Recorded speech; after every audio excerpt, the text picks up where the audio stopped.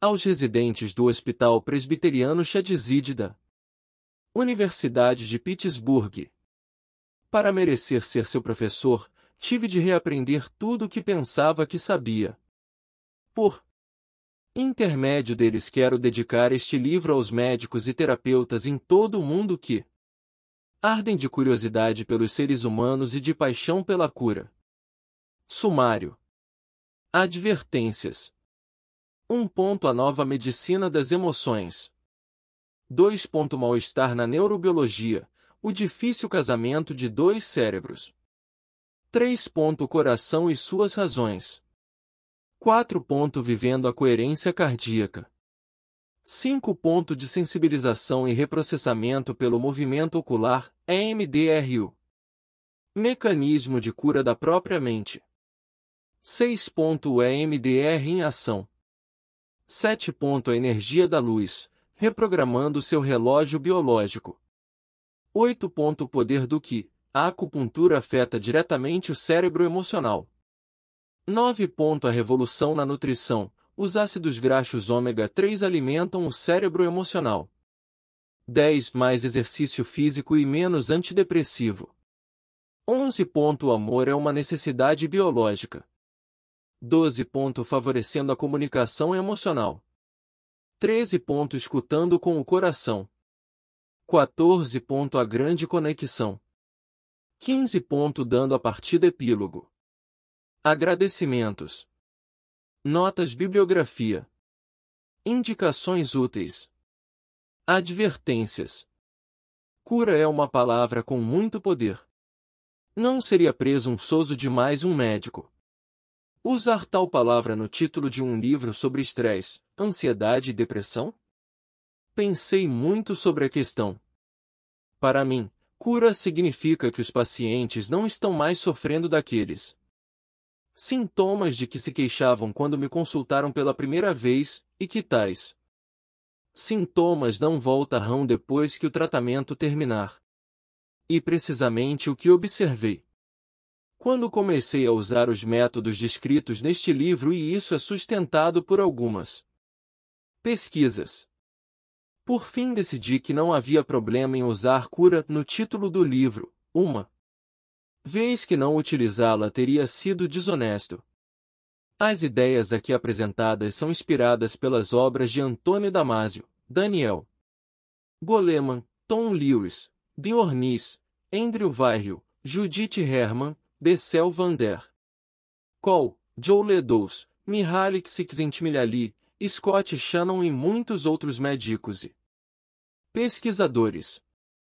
Durante anos participamos das mesmas conferências, falamos aos mesmos colegas e lemos a mesma literatura. De certo que há muitas áreas que sobrepõem referências comuns e ideias semelhantes em seus livros e neste. Porém, como este veio após o deles, tive a liberdade de expor ideias científicas em termos simples e compreensíveis. Desejo agradecer-lhes aqui por tudo que tomei emprestado em suas obras e pelas boas ideias que este livro contém. É claro que as ideias com as quais eles não concordam necessariamente permanecem de minha inteira responsabilidade. Todos os casos de pacientes apresentados nas páginas seguintes são retirados de minha própria experiência clínica, exceto alguns que foram descritos na literatura científica cuja fonte é citada. Naturalmente, nomes e toda e qualquer informação que os identifique foram mudadas visando preservar sua privacidade por motivos literários. Decidi, em alguns poucos casos, aliar características clínicas de dois pacientes em uma só história. 1. A nova medicina das emoções. Duvidar de tudo e crer em tudo são duas soluções igualmente convenientes que nos livram de ter que pensar. HNRL Poincaré, sobre a ciência e hipóteses. A da vida é única, e cada vida traz consigo suas dificuldades. Nós frequentemente Nos surpreendemos com o fato de que invejamos os outros. C. Ah, se eu fosse tão linda quanto a Marilyn Monroe. Ah, se eu fosse uma estrela de rock. Ah, se eu vivesse as aventuras de Ernest Hemingway. Se nos tornássemos outra pessoa, nos livraríamos de nos problemas costumeiros. Isso é verdade, mas teríamos outros, os deles. Marilyn Monroe foi provavelmente a mulher sexualmente mais atraente, mais famosa e mais desejada de sua geração. Entretanto, ela sempre se sentiu só e afogava sua dor no álcool. Finalmente morreu de uma overdose de barbitúricos. Kurt Cobain, o vocalista da banda de rock Nirvana, tornou-se uma estrela em poucos anos. Ele se matou antes dos 30. Hemingway, cujo prêmio Nobel e vida extraordinária não o salvaram de um sentimento de vazio existencial profundo, também cometeu suicídio. Nem talento nem glória nem dinheiro nem admiração de mulheres e homens podem tornar a essência da vida fundamentalmente mais fácil. Há, contudo, pessoas que parecem viver em harmonia. A maior parte do tempo elas têm o sentimento de que a vida é generosa. São capazes de apreciar aqueles à sua volta e os pequenos prazeres do dia a dia, refeições, sono, projetos, relacionamentos. Elas não pertencem a nenhum culto ou religião. Não vivem em um país específico. Algumas são ricas, outras não. Algumas são casadas, outras vivem sozinhas. Algumas têm um talento especial, outras são comuns. Todas já passaram por fracassos, decepções, momentos tenebrosos.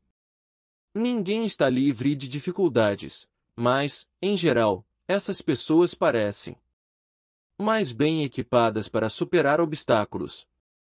Elas parecem ter uma certa habilidade em se livrar de problemas, de dar significado às suas vidas, como se tivessem uma relação mais íntima consigo mesmas, com os outros e com o que elas escolheram fazer com suas vidas.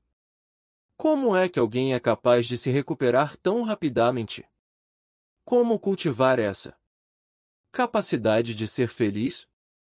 Passei 20 anos estudando e exercendo medicina nas principais universidades dos Estados Unidos, do Canadá e da França, mas também com médicos tibetanos e xamãs nativos norte-americanos.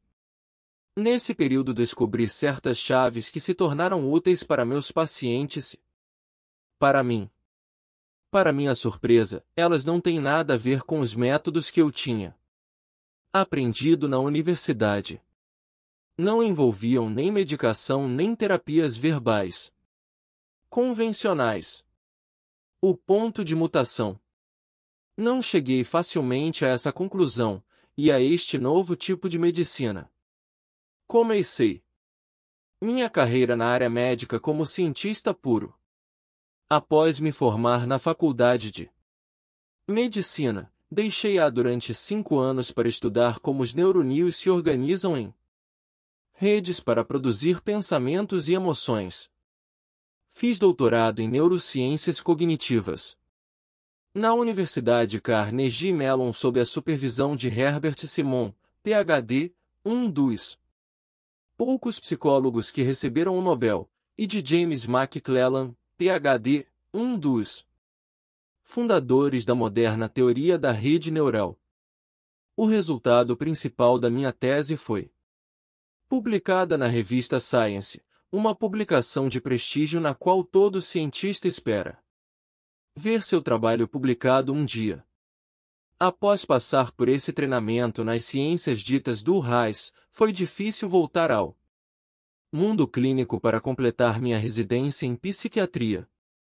Trabalhar com pacientes parecia vago demais, quase diria, fácil demais. Trabalho clínico tinha muito pouco em comum com os dados duros e a precisão matemática a que tinha me acostumado.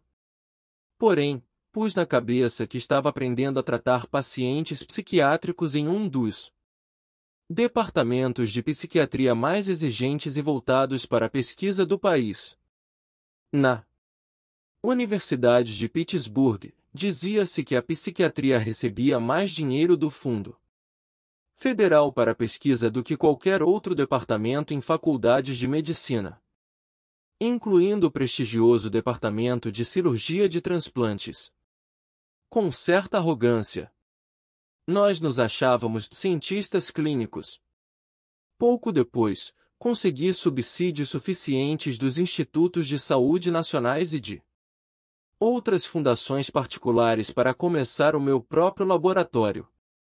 As coisas não podiam parecer mais promissoras e minha curiosidade, por novos conhecimentos de fatos sólidos, prometia ser saciada. Entretanto, a curto prazo, algumas experiências haveriam de mudar meu ponto de vista a respeito da medicina de modo radical, assim como o curso de minha carreira. Uma delas foi uma viagem à Índia, para participar do projeto Médicos Sem Fronteiras, para o qual trabalhei como membro do Conselho de Diretores dos Estados Unidos de 1991 a 2000. Eu estava indo para cuidar de refugiados em Dharamsala, onde está o Dalai Lama. Lá tive a oportunidade de conhecer a medicina tradicional tibetana, pela qual se diagnosticavam doenças e desequilíbrios por meio de prolongadas contagens de pulsações nos dois pulsos e da inspeção da língua e da urina. Esses profissionais tratavam seus pacientes apenas com acupuntura, ervas tradicionais e ensinamentos de meditação. Eles pareciam ter tanto sucesso com uma variedade de pacientes que sofriam de doenças crônicas quanto nós no Ocidente, mas seus tratamentos produziam muito menos efeitos colaterais e eram muito mais baratos. Como psiquiatra, a maioria de meus pacientes sofria de doenças crônicas. Depressão, ansiedade, desordem bipolar e estresse são considerados crônicos. Comecei a me perguntar se o desprezo pelas abordagens tradicionais que me foram ensinadas na faculdade era baseado em fatos objetivos ou em ignorância pura. De fato, se a história da medicina ocidental registra sucessos fora de série para casos graves como pneumonia, apendicite ou fraturas ósseas, está longe de se revelar brilhante para a maior parte dos casos crônicos, incluindo ansiedade e depressão. O outro desafio à minha própria arrogância médica foi uma experiência de ordem mais pessoal. Durante uma visita à França, uma amiga de infância contou-me a respeito de sua recuperação de uma depressão séria. Ela tinha recusado a medicação que seu médico lhe prescrevera e buscado ajuda com um tipo de terapia. Foi tratada pela sofrologia, uma técnica que envolve relaxamento profundo e revivência de velhas emoções soterradas. Ela saiu desse tratamento melhor do que podia imaginar. Não estava mais deprimida, estava, isso sim, livre de um peso de 30 anos, de uma dor psicológica contida pela perda de seu pai, que morrera quando ela tinha 6 anos. Minha amiga tinha descoberto uma nova energia, uma nova luz e claridade, um propósito que jamais lhe ocorrerá antes do tratamento. Eu estava feliz por ela, mas chocado e decepcionado interiormente.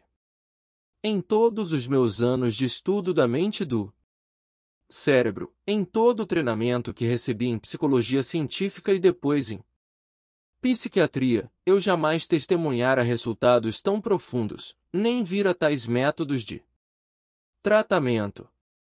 Na verdade, fui abertamente desencorajado a buscá-los, como se fossem um campo de ação de charlatões, algo que não era sequer merecedor da curiosidade médica.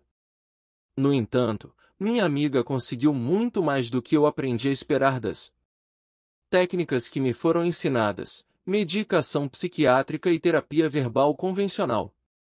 Se ela tivesse vindo a mim como psiquiatra, provavelmente eu teria limitado suas chances de encontrar o crescimento que ela experimentou por meio do tratamento em comum que escolhera. Se, após todos aqueles anos de treinamento, eu não pudesse ajudar alguém que me era tão querido, de que valia todo o meu conhecimento? Nos meses e anos que se seguiram, aprendi a abrir a cabeça e o coração para modos diferentes, e frequentemente mais eficazes, de curar os outros. As 7 abordagens de tratamento natural que descrevo neste livro estão centradas na mente, nos mecanismos de cura do próprio cérebro para se recuperar de depressão, ansiedade e estresse. Os 7 métodos foram pesquisados e estudos documentando seus benefícios já foram publicados em revistas científicas de prestígio. Uma vez que os mecanismos por meio dos quais eles operam ainda são pouco conhecidos, esses métodos têm permanecido à margem da corrente principal da medicina e da psiquiatria. A medicina convencional deveria, legitimamente, buscar a compreensão de como os tratamentos na verdade operam. Não é legítimo excluir tratamentos que já prova andar certo e resistir a eles apenas para nos sentirmos seguros simplesmente porque não compreendemos como funcionam. Hoje a demanda é tão grande para tais abordagens que não será mais possível ignorá-las. E há boas razões para uma abordagem mais aberta. O estado triste das coisas. Doenças ligadas a estresse, incluindo a depressão e a ansiedade, são comuns em nossa sociedade. Os números são alarmantes. Estudos clínicos sugerem que 50% a 75% de todas as idas ao médico se devem, principalmente, ao estresse, e que, em termos de mortalidade, ele traz um fator de risco muito mais sério do que o fumo. 12 De fato, 8 em cada 10 medicamentos mais comumente usados nos Estados Unidos servem para tratar de problemas diretamente relacionados ao estresse, antidepressivos, ansiolíticos e pílulas para dormir, antiácidos para azia e úlceras, e outros para pressão alta. 3 Em 1999, 3 dos remédios mais vendidos nos Estados Unidos foram antidepressivos: Prozac, Paxil e Zoloft. 4 Na verdade, estima-se que 1 em cada 8 norte-americanos já tomou antidepressivo, quase metade deles durante mais de um ano. 5 Embora o estresse, a ansiedade e a depressão estejam aumentando, quem sofre desses problemas está sujeito aos 2 tradicionais pilares do tratamento emocional: psicanálise e medicação. Já em 1977, um estudo de Harvard demonstrou que a grande maioria dos norte-americanos que sofria desse tipo de problema preferia métodos alternativos, complementares às psicoterapias tradicionais ou à medicação. 6 A psicanálise está perdendo terreno. Após dominar a psiquiatria durante 30 anos, sua credibilidade está diminuindo porque sua eficácia não vem se comprovando. 7 Se moramos em Nova York, um dos últimos bastiões da psicanálise no mundo de língua inglesa, talvez conheçamos alguém que tenha se beneficiado de tratamento analítico. Mas também conheceremos muitas outras pessoas que rodam pelos divãs de analistas há anos. Hoje em dia, a forma mais comum de psicoterapia é a terapia cognitivo-comportamental. Ela tem um histórico notável, com uma riqueza de estudos que mostram sua eficácia em casos tão variados como depressão e doenças obsessivo-compulsivas. Pacientes que já aprenderam a controlar seus pensamentos e a examinar Sistematicamente seus pressupostos e crenças realmente se saem melhor do que aqueles que ainda não o fizeram. No entanto, muitos pacientes sentem que o fato de focalizar exclusivamente os pensamentos e os comportamentos presentes faz com que deixem de abranger todas as dimensões de suas vidas, incluindo, sobretudo, seus corpos. Além da psicoterapia, há a psiquiatria biológica. Essa é a forma moderna de psiquiatria que trata, antes de tudo, de pacientes com medicação psicotrópica como Prozac, Zoloft, Paxil, Xanax, lítio, Ziprexa, etc. Nas trincheiras da prática médica diária, a medicação psicotrópica domina o campo quase completamente. A psicanálise, embora comprovadamente eficaz, é cada vez menos recomendada. A prescrição reflexa já se tornou tão comum que, se um paciente chorar na frente do médico, ele tem grandes chances de receber um antidepressivo ao final do atendimento. A medicação psicotrópica pode ser incrivelmente útil. Ela é, às vezes, tão eficaz que alguns psiquiatras, tais como Peter Kramer em seu livro bastante conhecido, Listening to Prozac, escutando Prozac, descreveram pacientes cujas personalidades foram totalmente transformadas. 8 Como todos os profissionais da minha geração, eu mesmo prescrevo medicação psicotrópica com frequência, em especial para problemas psiquiátricos críticos. Acredito que a descoberta dessas drogas psicotrópicas foi um dos maiores acontecimentos da medicina do século XX. Mas os benefícios da medicação psiquiátrica geralmente param depois que o tratamento é interrompido, e grande número de pacientes sofre recaídas. 9 Por exemplo, um sólido estudo que Harvard fez de um grupo que se especializou no tratamento de drogas mostra que cerca da metade dos pacientes que deixou de tomar antidepressivos teve recaída no espaço de um ano. 10 Claramente, medicação antidepressão e anti-ansiedade não cura no sentido em que antibióticos curam infecções. Assim, remédios, mesmo os mais úteis, estão longe de ser uma solução ideal para a saúde emocional. No fundo do coração os pacientes sabem disso e com frequência se recusam a tomar a medicação para enfrentar os problemas da vida, quer se trate de um luto difícil ou simplesmente de muito estresse no trabalho. Uma abordagem diferente. Hoje, novos tratamentos emocionais estão sendo divulgados em todo o mundo. Tratamentos que não a psicanálise convencional ou o Prozac. Durante 5 anos no Hospital Shadeside da Universidade de Pittsburgh, estudamos como aliviar a depressão, a ansiedade e o estresse com um leque de métodos naturais que se baseiam mais nos mecanismos de cura natural do corpo do que na linguagem ou nas drogas. Os principais pressupostos por trás do trabalho que fazemos podem ser resumidos assim. Item dentro do cérebro há um cérebro emocional, um verdadeiro cérebro dentro do cérebro. Este segundo cérebro tem uma estrutura diferente, uma organização celular diferente, inclusive, propriedades bioquímicas que são diferentes do resto do neocórtex, a parte mais evoluída do cérebro, que é o centro da linguagem e do pensamento. Item o cérebro emocional controla tudo que governa o nosso bem-estar psicológico. Assim como grande parte da fisiologia física, o bom funcionamento do coração, a pressão sanguínea, os hormônios, o sistema digestivo e até o sistema imunológico. Item problemas emocionais resultam de disfunções no cérebro emocional. Para muitas pessoas, essas disfunções originam-se de experiências dolorosas do passado, que não têm nenhuma relação com o presente, e que, no entanto, continuam a controlar seu comportamento. A principal meta do tratamento é reprogramar o cérebro emocional para que ele se adapte ao presente em vez de continuar a reagir às experiências passadas.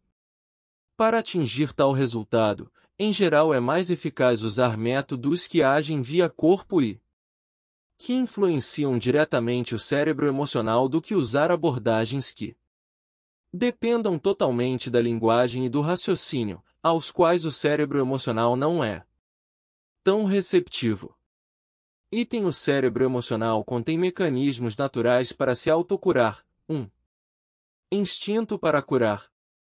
Esse instinto para curar abrange a habilidade inata do cérebro emocional em descobrir equilíbrio e bem-estar, comparáveis a outros mecanismos de autocura no corpo, como a cicatrização de uma ferida ou a eliminação de uma infecção. Métodos que agem via corpo se encaixam nesses mecanismos. Os métodos naturais de tratamento que apresentarei nas páginas seguintes têm impacto direto no cérebro emocional, quase evitando a linguagem. Embora muitos métodos estejam sendo propostos hoje, em minha prática clínica, e neste livro, selecionei apenas aqueles que receberam atenção científica suficiente para me deixar confortável para usá-los com pacientes e recomendá-los a colegas. Cada um dos capítulos contém uma dessas abordagens, ilustrada por histórias de pacientes cujas vidas foram transformadas por suas experiências. Procuro também mostrar o grau em que cada método foi avaliado cientificamente. Alguns dos métodos mais recentes incluem a dessensibilização e reprocessamento pelo movimento ocular, conhecido como EMDR, Eye Movement Desensitization and Reprocessing, ou treinamento para a coerência do batimento cardíaco, ou mesmo a sincronização dos ritmos cronobiológicos com a aurora artificial, que deve substituir o despertador. Outras abordagens, como acupuntura, nutrição, exercícios, comunicação emocional e o cultivo de sua conexão com algo mais vasto do que você mesmo, derivam de tradições multimilenares, embora novos dados científicos estejam lhes dando importância renovada. Qualquer que seja sua origem, tudo começa com a emoção. Começaremos revendo como o cérebro emocional funciona e como ele depende do corpo para sua cura. Include the picture. JRPF, App Data Local, Tape, Fine Reader 11 Media, Image 3.png, ***. Merge Format Include Picture. JRPF, App Data Local, Tape, Fine Reader 11 Media, Image 3.png, ***. Merge Format Include Picture. JRPF, App Data Local, Tape, Fine Reader 11 Media, Image 3.png, ***. Merge Format Include Picture. JRPF, App Data Local, Tape, Fine Reader 11 Media, Image 3.png, ***. Merge Format.